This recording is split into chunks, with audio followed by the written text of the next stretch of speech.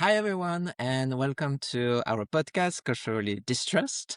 I'm your host, Loic Pichot. I'm a gay, millennial, French American comedian, and it's a very special episode today. I am joined by my wonderful co host, Miyoko Sakatani. Hi, I'm Miyoko Sakatani.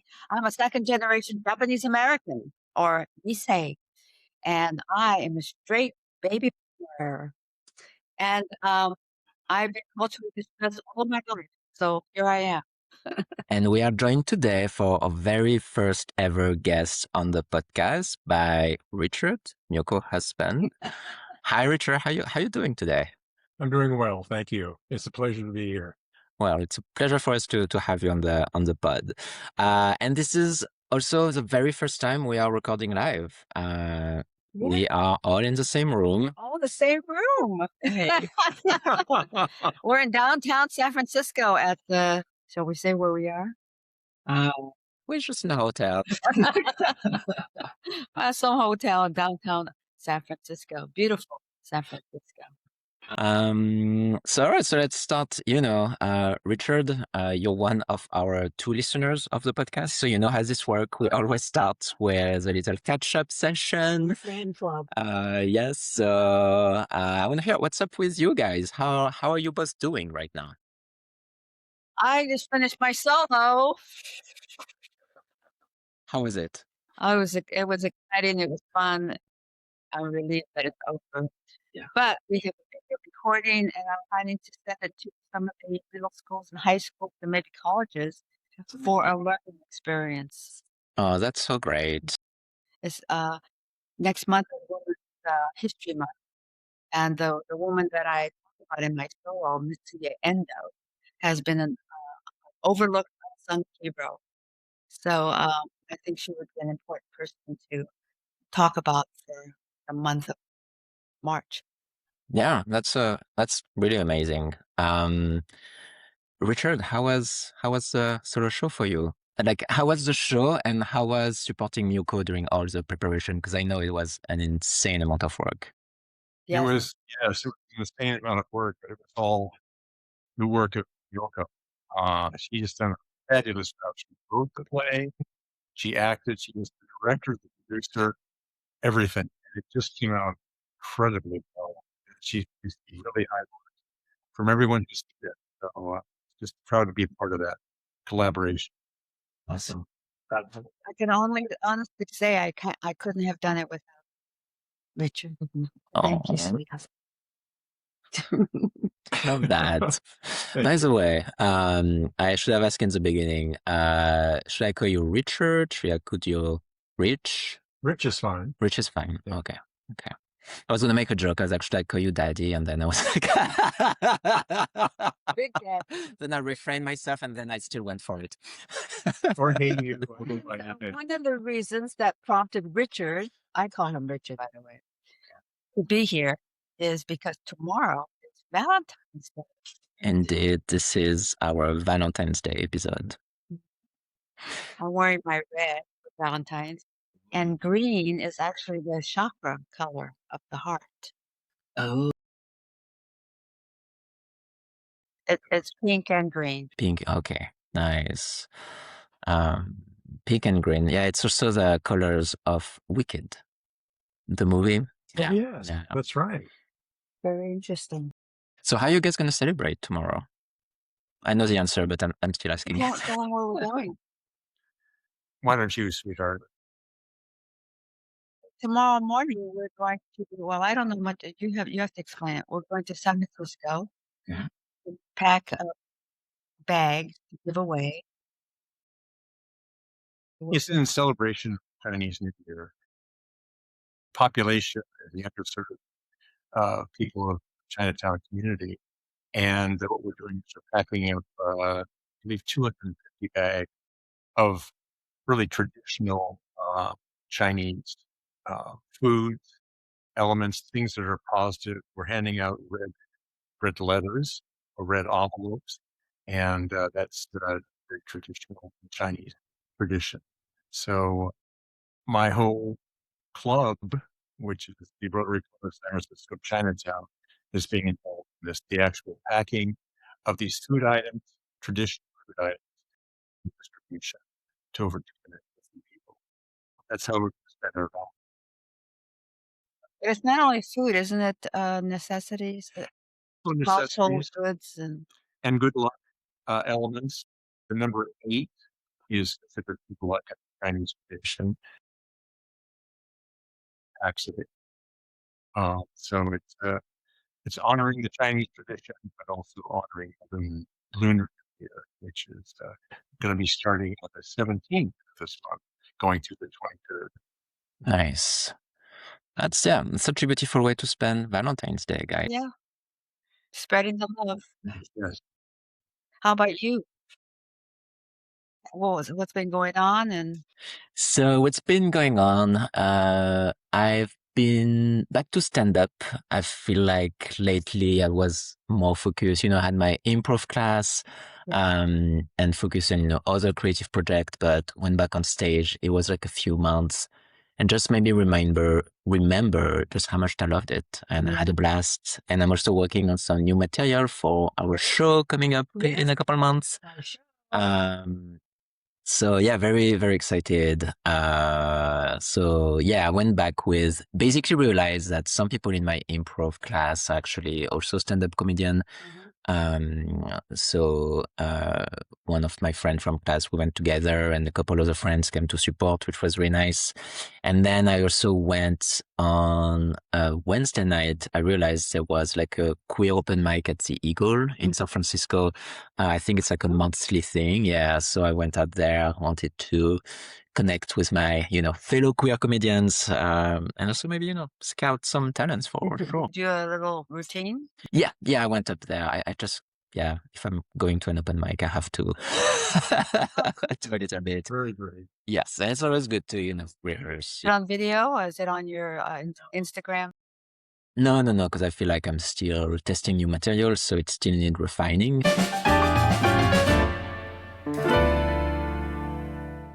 We obviously have a very special guest here. So first, I want to hear about the early days. I know you guys were first friends at work. Do you remember for each of you the moment when you were like, oh, this might be more than just a Oh my friendship? God. I Yes. do. So, yeah, he does.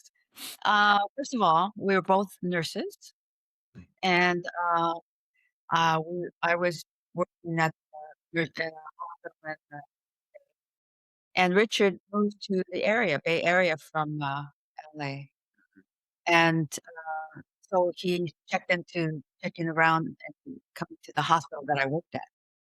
So he was asking questions about, is there like any what were you doing at registries? Registry. There's a registry where the hospitals use nurses from a registry.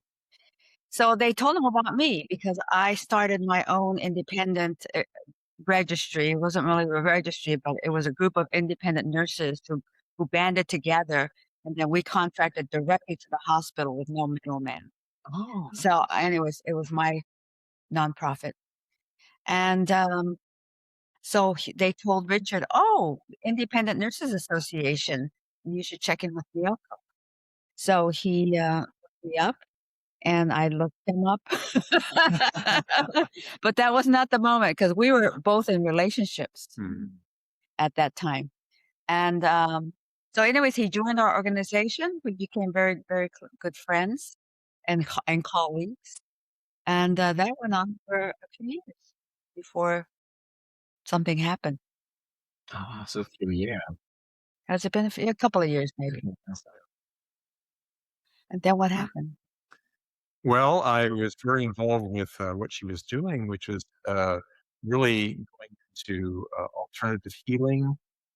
She was teaching classes in alternative medicine and using meditation, using yoga, and using all these different elements. And she was teaching other nurses to do this as well. So it really piqued my interest, something I'd been interested in, wanted to learn more about. As I got to know more about those elements, this book was about Mio. We got closer and closer together. He was actually running a New Age bookstore at the time.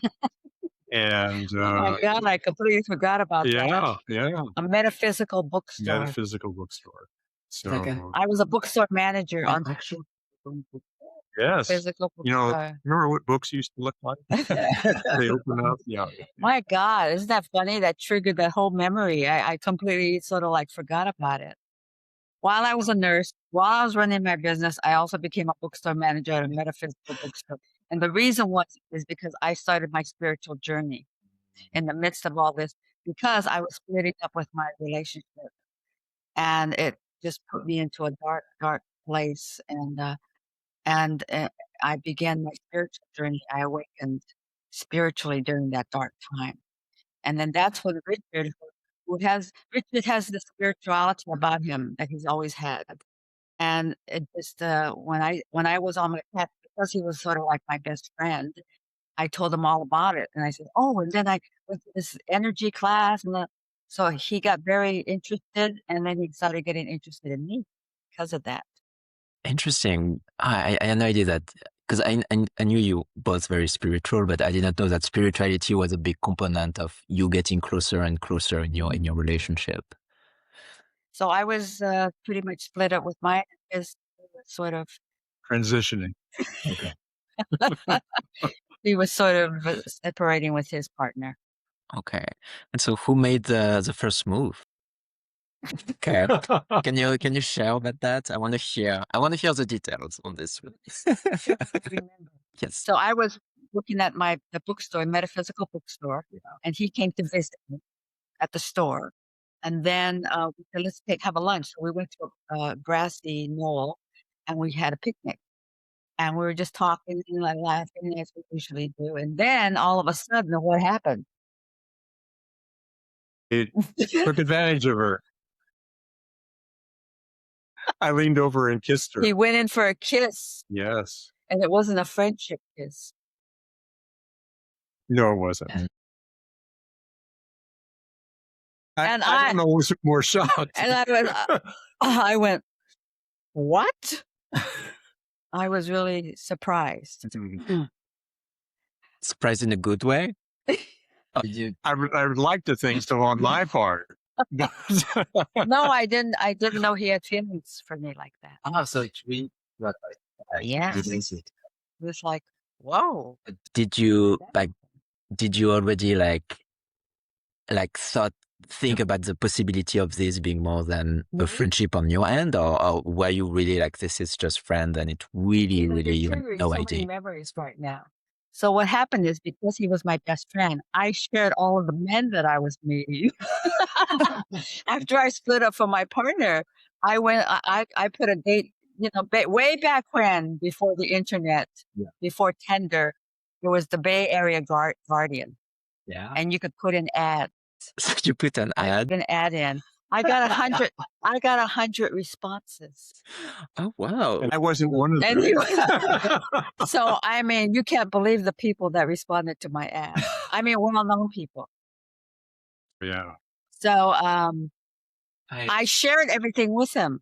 Oh, I met this great guy, and we went on this date, and we went there. I shared everything with him, and he was trying to go, that's nice. But I was taking mental notes as to what she didn't and did like about the guy.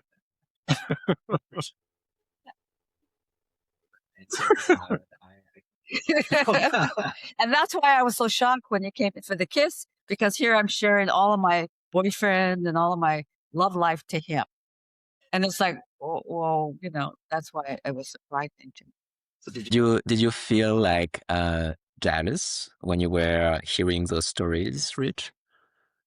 What did you feel? Well, I felt I needed to get my my vote in early, because he was a hot item that all these people were responding to. I thought, I'm also interested, but I haven't answered her ad. So since I do know her as a friend, maybe I can get my vote in. Yeah. So you needed to get on that roster. Yes, I had to get on the roster.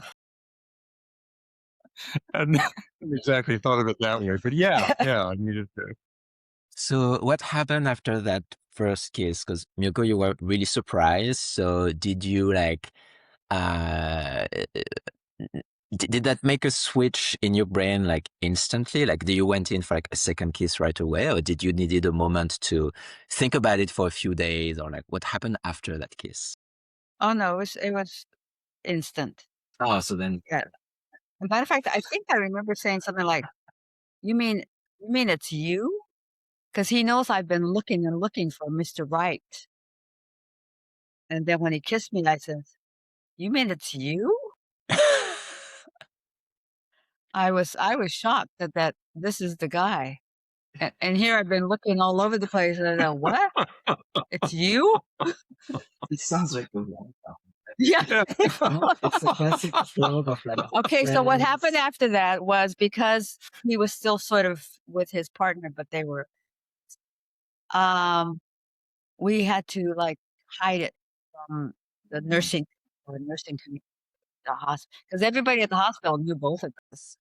And so we had to sneak around, because he was sort of still with his partner. Yeah, so we had to sneak around all over the place. So we had a torrent affair on the down low. Yeah. Thanks for sharing. So how was it in those early days, like dating in the down low and also working together? It was okay. People around us picked up on the vibe and made some comment. We would have our meetings, my business meetings, and they would say, you know, Richard sort of like follows me like a puppy. Speaking of puppies, We're getting back to puppies again. and so they started calling him a puppy because they said he keeps following Miyoko around like a puppy. And it hasn't changed. So people around us sort of already knew that there was something big going on. But I have to tell you an interesting story. Before we even got together, before the kiss, when we would go to business meetings and stuff, we would have our significant others with us. And there were our members, we had about 10 or 12 members. And so all these people, they picked up on us being together before we even knew we were going to be together. Yeah, that's interesting. Yeah, it was very his partner and my partner both were sort of jealous of each other, because they say there's something going on, but it wasn't. Well, there was on my part. Well, I didn't know that. I didn't know that. Interesting. Yeah, that's so interesting that people around you could tell before you. Yeah, it's fascinating. Well, let's shift over to Loic right now. Yeah, how did you meet Patrick? No. You're our guest. You're our guest, Victor. So okay, I'm just saying. We run this podcast, Richard. We'll tell you when to chime in. Okay.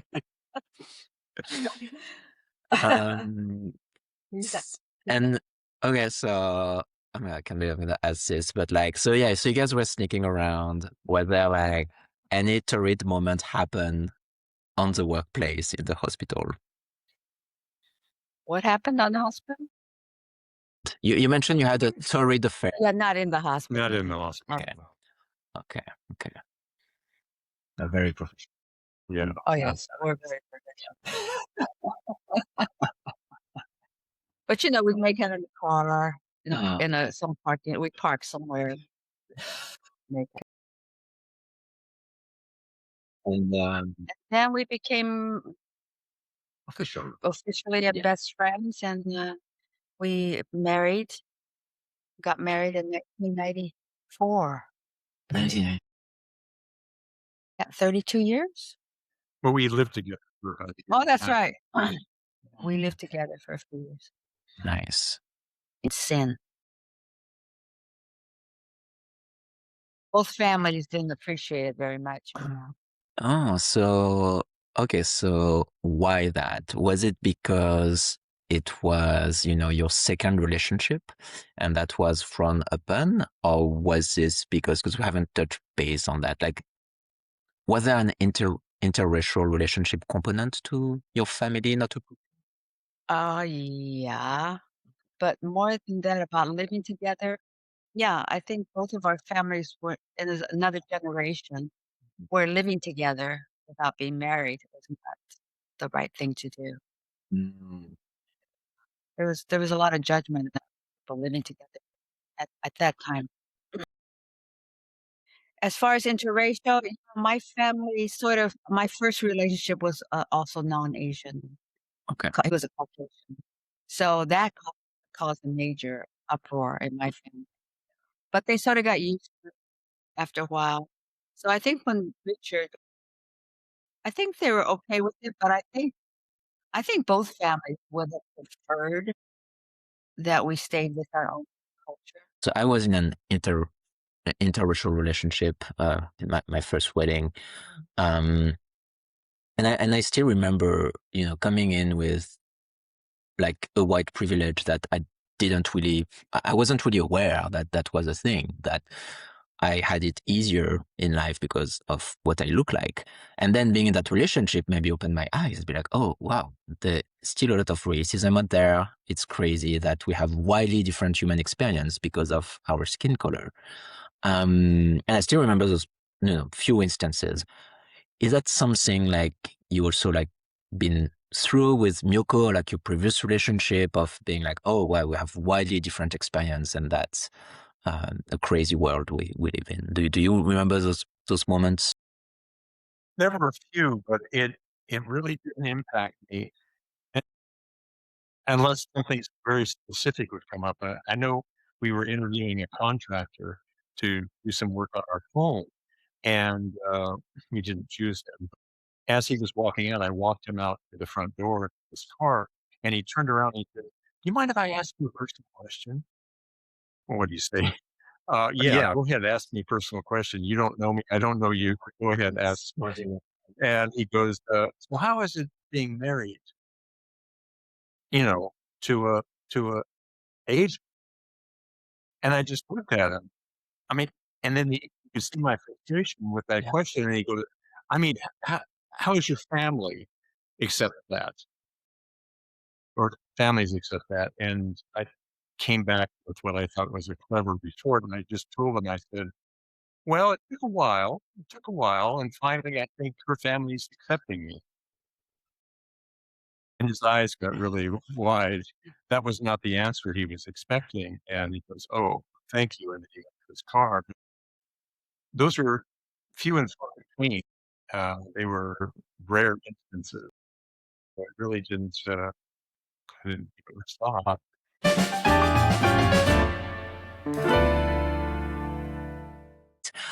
So you guys have been married, you said 32 years. 30. Can you share some of But your? we've been friends for like 40 years. That's true, which is also a relationship that needs to nurture, but which is what I'm getting at is any like bits of wisdom, and I'm sure everyone asks you all the time. No, they don't. What's no, they don't. Okay, okay. Well, tell me like what's the secret? Like, what's the piece of advice you can share? Happy wife, happy life.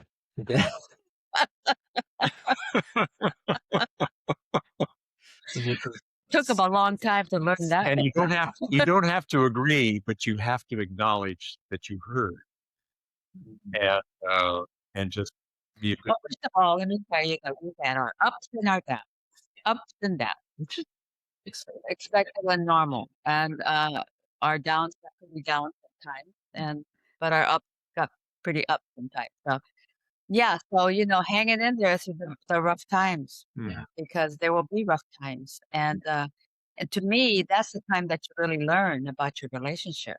Mm. Because you have to heal whatever happens. Yeah. And of course, communication is the key Yeah. to everything. Yeah. Besides laughter, Oh, yeah. We laugh every day. I mean, belly laughter. That's how. Really? I mean, sometimes we're crying because we're laughing so much. That happens every day for us.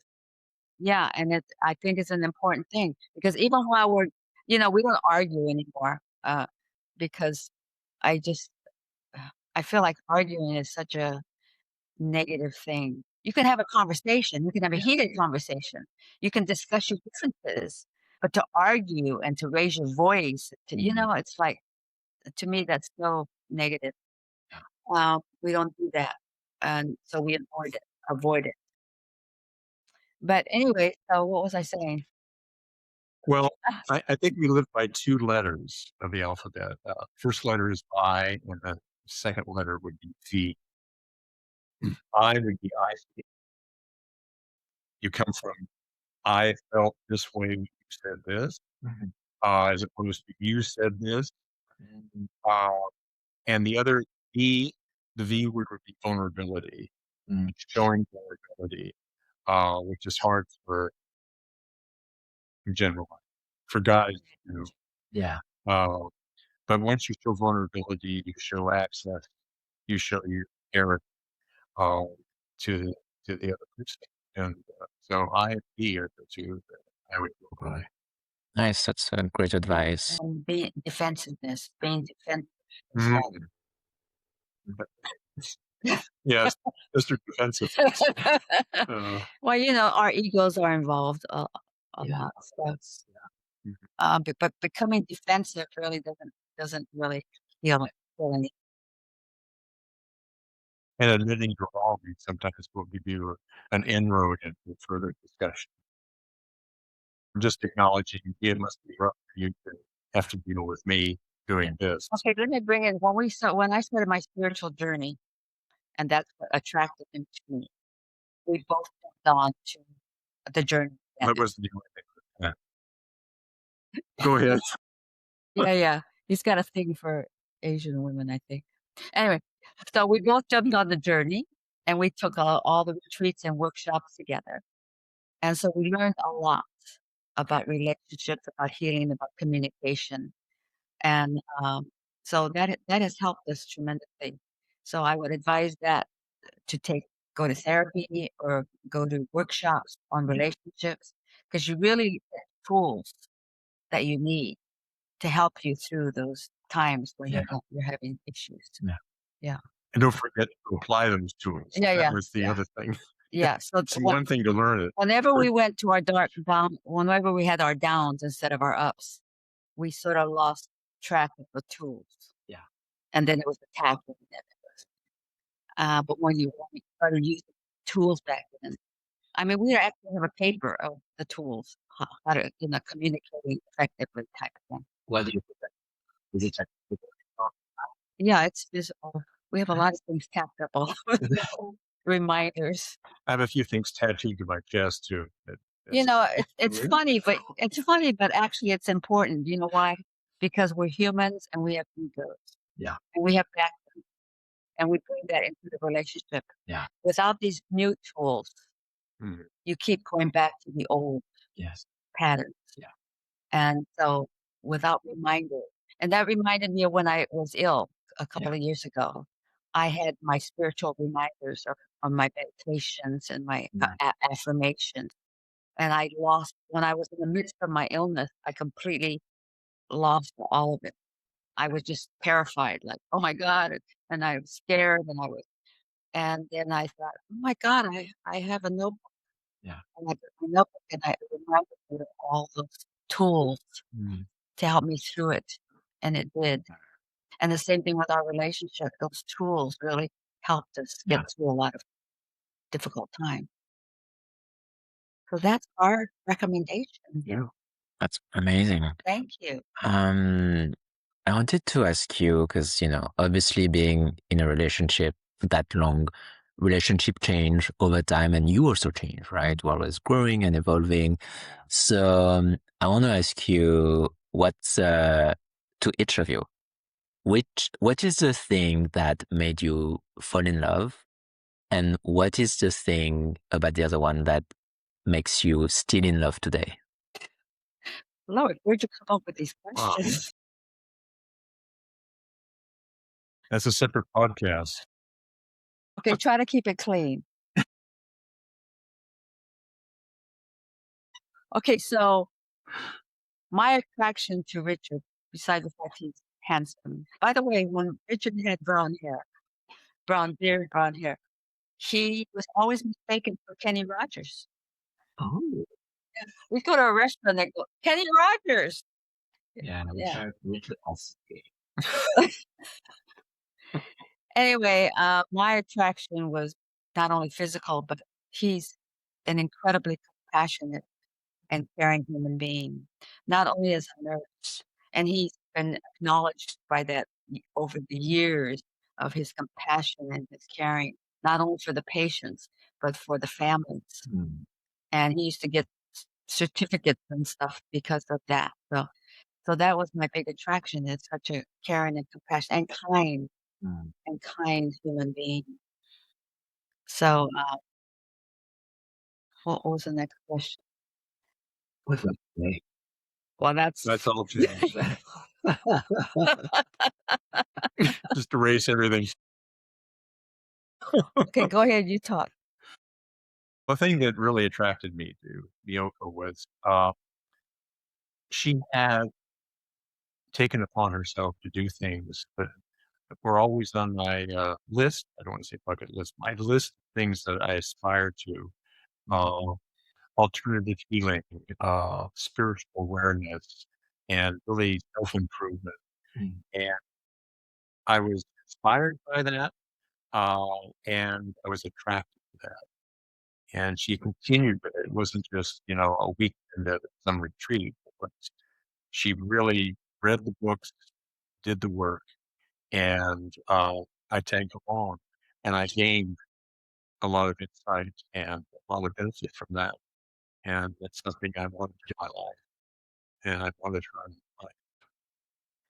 That's beautiful. You guys are a perfect match. I just want to share this the differences of our first of all culturally coming together. But I grew up in poverty, um, and Richard grew up in like with a silver spoon in his mouth. Is that how you say it? So we came from different uh, parts of that aspect, and growing up the way I did affects who I am today. Yeah. And so there was a lot of explaining to him because he would sort of react if I would say something or do something. And I said, it's because I was raised that way. It's still with me, that thought of being poor. So I like wastefulness. I don't waste anything, and I go to thrift stores and I save money, even though we can afford to not do that. I'm still programmed to live that way. Mm. And I admire my mother for getting us through those years. She was 6 children. Wow. She managed to we never went because of my mother. And then the other thing was, as later in life, I got really in touch with my Japanese history, and then I felt I needed to share that with Richard because Richard didn't know much, and I didn't share much because I wasn't into it. And so as I got more into and just like my last solo was really pretty much about my people and what they experienced. So as I got more into my connection with my heritage, then I had to explain a lot to Richard about this is my people, this is where I come from, so that he would understand. Yeah. Because that's who I am. So Yeah, your history really is very, very powerful, and it's really directed you in a very mindful way in all the things that you do. And it's interesting, and from my background, being born with a silver spoon in my mouth, I essentially lived Asian life, uh, and I think that may be one of the reasons I was attracted to. what does that mean? We live an Well, Asian life. our whole house we had a 4.5 foot Kuan Yin as you walked in, Oh yeah. Oh yeah. Asian calligraphy His everywhere. mother was into that. Yeah, so everything was around that was Asian. Oh, Yeah, and we had to take care of the koi. on. Yeah. You know, Well, also you could blame your parents for getting together with I'll be grateful to them. that's great. That's great. Gratitude is the I wanted to ask one last question, and of course, I'm not asking for any details. Like, I'm just curious. There's a lot of like ideas and thought around like intimacy as you age. I imagine, you know, I mean, I have no idea. Like, I know you guys were like making out in cars, and you were, you know, when you met. I don't know if that still happens today, but I would just, you know, without any detail, I'm just curious to hear like, in, you know, in a relationship, is it still like, is intimacy still a way for you guys to connect? Is it still, you know, important in a relationship? Or like, I don't know. I'm just curious to hear your thoughts on intimacy as you know, grow into your golden years. Yeah, we're not in our golden years yet, are we? silver, maybe bronze. Well, I'll tell you what happens. Everybody's different, first of all. But in our relationship, thank goodness, we always had a foundation of a lot of affection and a lot of kissing and a lot of hugging, a lot of touch. And so to me, that has grown over the years. I don't think anything necessarily can change in the other intimacy part as you age. You know, I think that's a myth. I think everybody's, um, but as far as affection, physical affection, and hugging and kissing, we do that every day. Oh. We hug and we kiss, and I sit on his lap, and um, sometimes he takes me for a little pony ride.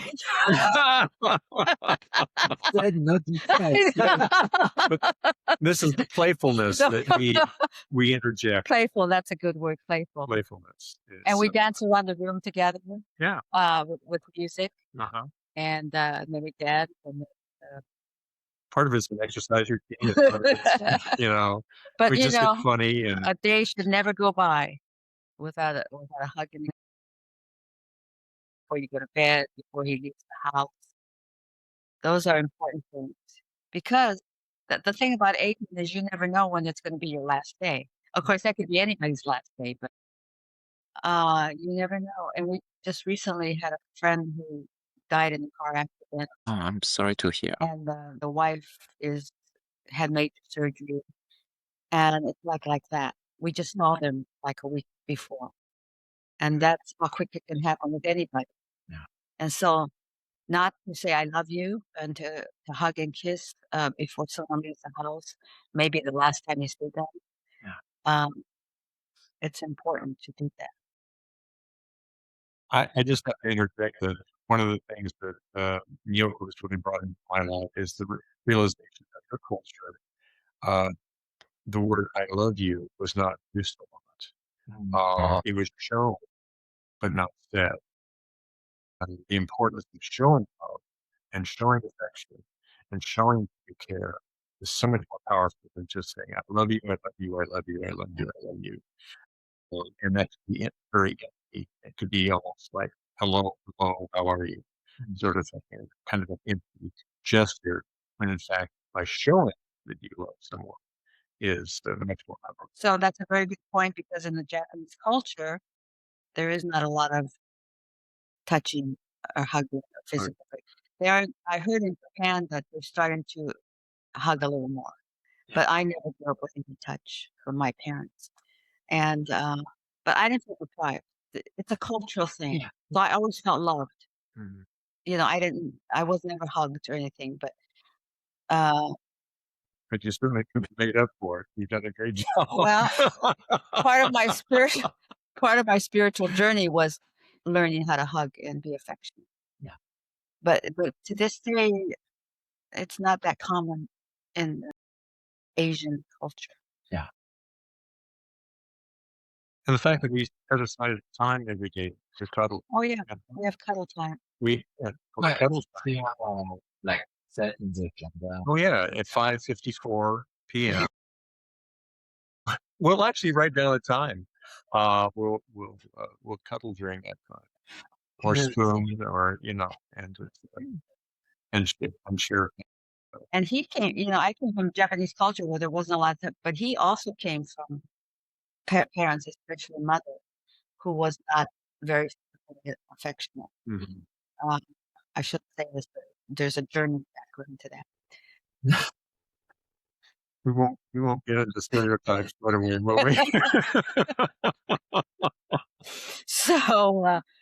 So I think we both intentionally and consciously made that a part of our relationship because of our backgrounds. Yeah. That's amazing. Well, that was a great answer. I enjoy this interview so much. And oh my God, thanks to you guys. And before we wrap up, we have to end with the traditional podcast question, which is, what is a culturally distressed moment or culturally positive moment you guys want to share? You want to go? What? You start, sweetheart. No, you start. I'm the guest, but you start. No, you start. Tell one of your stories. A culturally distressed time. Wow. Well, I'm thinking of that. Why don't you go ahead and start? Well, the Beverly's Church or your club. Yes. We got really involved in caretaking for an individual who is African American woman, and a woman who I had a massage practice at the time and was doing Reiki, which is a form of energy healing, and we were working with her together in some of her physical ailments, and she was very involved in her Black Baptist church, which she invited us to. And if you haven't been to a Black Baptist church, I highly recommend. It is anyway spiritual, very nice. So we get there, and we are the only non-African Americans in the room. And initially, very tense internally. I felt really out of place. You're the only white guy. Yeah. And but it lasted a very short while when they embraced me and accepted me. Yeah, it was just, and it gave me a feeling of what it must be like being the reverse, an African American going into an all white church, say another culture. Yes, our beautiful friend Beverly, she had a terminal condition with lungs. I think. Lungs, yeah. It was just a blessing to caretake her for 2 years, I think. Yeah, 2.5 years. But yeah, going to the Black Baptist Church every Sunday to me was just such a gift to be a part of that. I would say my positive moments is when doing my solo and having some members of the Japanese American community come to see my show. I felt emotional. I felt proud because to me, it is a gift to my people, community. And I usually don't have Japanese Americans in my audience, and they came out specifically to see the show because they knew it was the story or history. So I felt very proud to be a representative in that way. That's amazing. Thank you. And Loic, what is your CDM or CPM? I have one. Yeah. So it's really funny being engaged. Fiancé is a gender neutral word. So when I talk about my fiancé, usually like the next question I have is, oh, and what does she do? Yeah. What's her job? Right. And what's really interesting is that I was talking about it with friends, how, so for example, one friend from my improv class had no idea I was gay before I stand up on stage, do my stand-up, and obviously my stand-up is just, my stand-up is for the queer, so, it's very gay. And it reminded me, like, when I was in acting school in SF, I came out to one of my classmates, and he was like, oh, you gay? I just thought you were French. So I guess that's my, like, culturally thing with, like, the French accent is, give me a pass to be, like, straight passing. But what's really funny is that the opposite is also true. Like, when I moved to the US, I feel like my gaydar was very off. Yeah, because I think we have different codes, not codes, but like, I don't know, just like the way straight men tend to, not mannerism, it's more like, I don't know, I feel like there's this culture, like this bro culture in the US that is essentially something French. And so for me, when I first moved, I thought that all bros were gays because I was like, that's just. Oh, that's interesting. Interesting. Interesting. Yeah. So basically, yeah, that's my cultural distress moment, which is that a lot of people think I'm straight. The French accent is, a big part of it. And I think everyone's gay. And in this country, and rich might be gay for all I know. There was a question that was great. This was such a blessing and a pleasure to have you both on the podcast today. Rich, you're welcome back anytime. And Miyoko, I'll see you in the next episode. Thank you all for joining us. We appreciate you being here. Thank you so much. Au revoir. Au revoir. Sayonara.